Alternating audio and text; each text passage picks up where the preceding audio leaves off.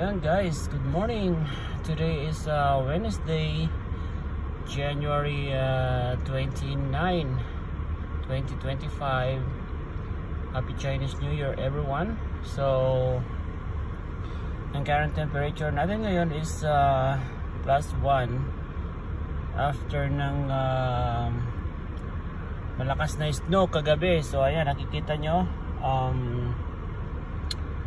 nalinis ko na rin yung mga salamin ng car, kaya ayun, nandito na ako sa loob. So bali wina-warm up ko lang yung aking sasakyan, kaya ayan, ito ang pinaka-importante guys. So warm up mo syempre for ako, kasi normally wina-warm up ko yung aking car for 5 to 10 minutes yun, kaya goods na yun. And ito guys, and then after, ayan, tinuturn ko yung aking heater. So ngayon naka-high siya, kaya para uminit dito sa loob ng car, kasi grabe, sobrang lamig, parang freezer. Yan ang importante dito guys. Ayan. Tapos itong baro na to ay para sa sa windshield. Ayan, kaya ito na natin para ma-defrost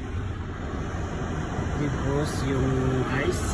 And ito naman, itong baro na to para ito doon sa likod, kaya ito nandun natin para ma-defrost din yung sa likod.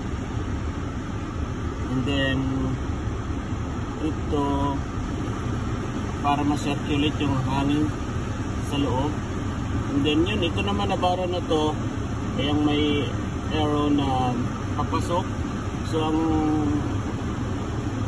ang silbi niyan is para kung gusto mo ng fresh air from the outside, so itong i-press natin. So mamaya i-press ko yan, but for now ito muna na arrow na yung parang may pabilog na arrow. So yan. And meron din akong dito, syempre itong ating guidance. Meron akong grocery dito sa loob ng car.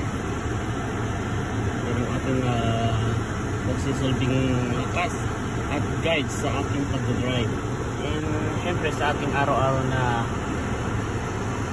mga activities, lagi nating kasama yan si Papa God. Ngayon,